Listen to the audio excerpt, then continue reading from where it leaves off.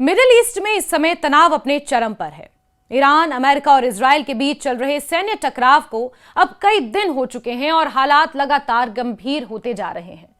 Reports के मुताबिक America और इजराइल द्वारा किए गए हमलों में ईरान में अब तक 1000 से ज्यादा लोगों की मौत तो हुई है। वहीं ईरान के जवाबी हमलों में भी इजराइल में कई लोगों की जानें गई हैं। इस पूरे संघर्ष के बीच सबसे बड़ा सवाल यही है कि क्या ईरान इस युद्ध में कमजोर पड़ रहा है या उसके पास अभी भी लड़ाई जारी रखने की ताकत है। ईरान ये दावा कर चुका है कि अगले 6 महीने तक पूरी ताकत के साथ ईरान मुकाबला करने के लिए तैयार है। 6 महीने का वक्त कम नहीं होता। अब इस मुद्दे पर ईरान के प्रमुख थिंक टैंक के डायरेक्टर हामिद रेजा गोलामजेदेह ने विस्तार से अपनी बात रखी है। वो डिप्लोमैटिक हाउस नाम के थिंक टैंक से जुड़े हुए हैं और उनका कहना है कि ईरान इस युद्ध के लिए पहले से पूरी तैयारी कर चुका है। उनके मुताबिक ईरान कम से कम 6 महीने तक इस युद्ध को जारी रखने की क्षमता रखता है, जबकि अमेरिका और इजराइल इतनी लंबी लड़ाई शायद ना झेल पाए। मिडिल ईस्ट में शुरू हुआ यह संघर्ष अचानक नहीं हुआ।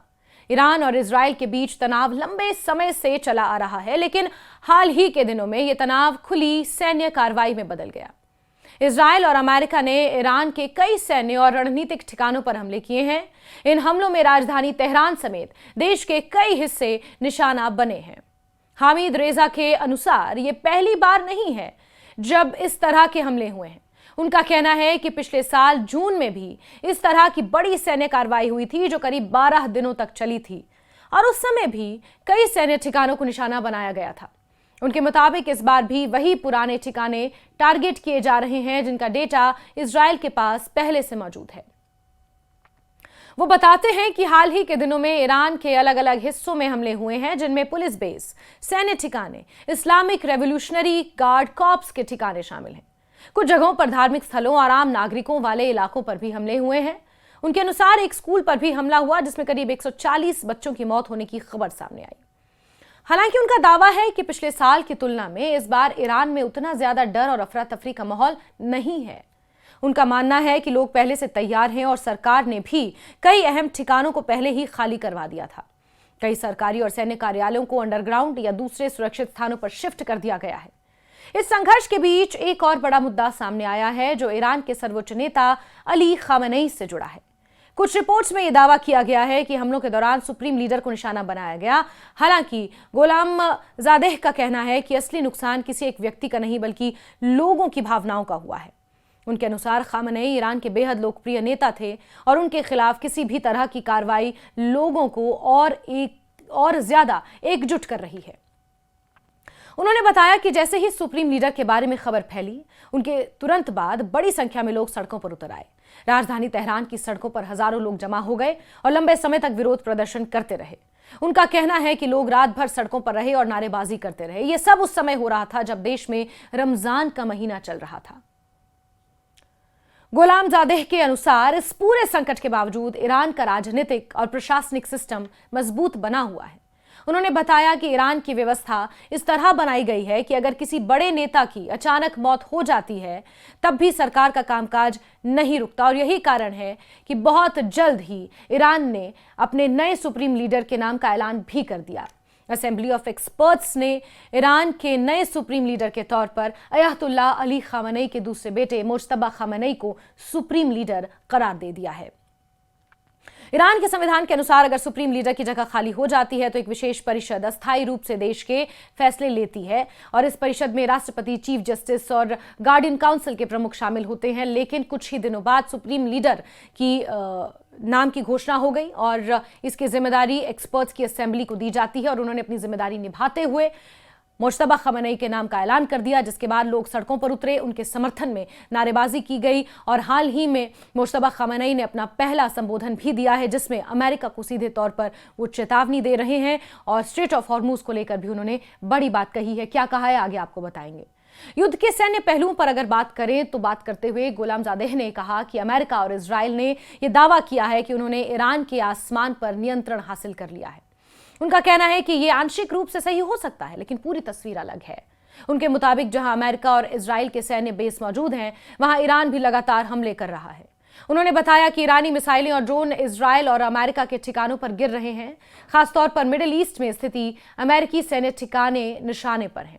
इनमें Qatar, Saudi Arabia, United Arab Emirates और बहरीन जैसे देशों में मौजूद बेस शामिल हैं। और यही बात मुश्तबा खamenei ने भी अपने पहले और आक्रामक भाषण में कही थी कि खाड़ी देशों में अमेरिकी सैन्य ठिकानों को उखाड़ फेंकेंगे और इसी तरह हमले वहां पर जारी रहेंगे।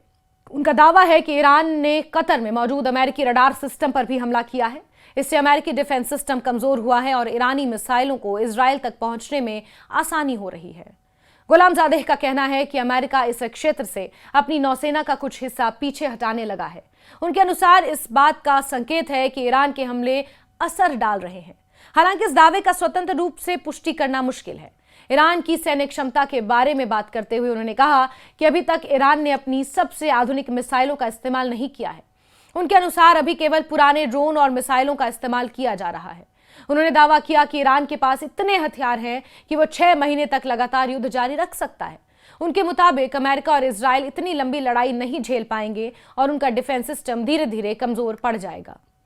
उन्होंने ये भी कहा कि ईरान की रणनीति पहले दुश्मन के रडार और डिफेंस सिस्टम को कमजोर करने की है। जब यह सिस्टम कमजोर हो जाएगा तब ज्यादा ताकतवर हमले किए जाएंगे, यानी कि यह जंग अभी थमने का नाम नहीं लेगी। इस पूरे संघर्ष के बीच एक और संभावना की चर्चा हो रही है, वो है जमीनी युद्ध। कुछ रिपोर्ट्स में कहा जा रहा है कि अगर अमेरिका चाहे तो ईरान में जमीनी सेना उतार सकता है। इस सवाल पर गुलामजादेह ने यह कहा कि अगर ऐसा हुआ तो अमेरिका की सबसे बड़ी गलती होगी। उनका कहना है कि ईरान ने लंबे समय से ऐसी स्थिति के लिए तैयारी कर रखी है और जमीनी युद्ध की स्थिति में भारी तबाही देखने को मिल सकती है। इस पूरे संकट का असर आम लोगों पर भी पड़ रहा है। युद्ध के बीच ईरान में रोजमर्रा की जिंदगी प्रभावित है।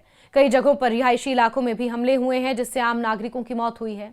इस संघर्ष का असर भारत पर भी पड़ रहा है।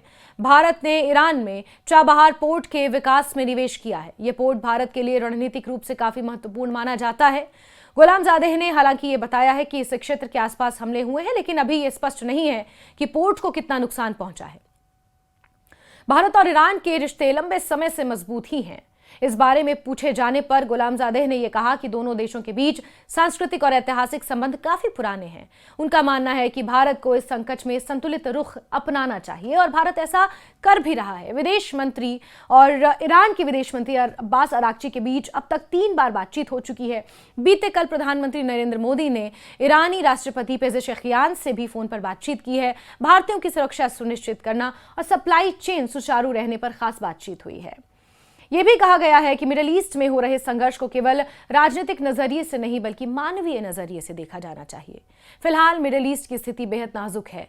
ईरान, अमेरिका और इजरायल के बीच चल रही ये टकराव की स्थिति अगर और बढ़ती है तो इसका असर पूरी दुनिया की राजनीति और अर्थव्यवस्था पर पड़ सकता है।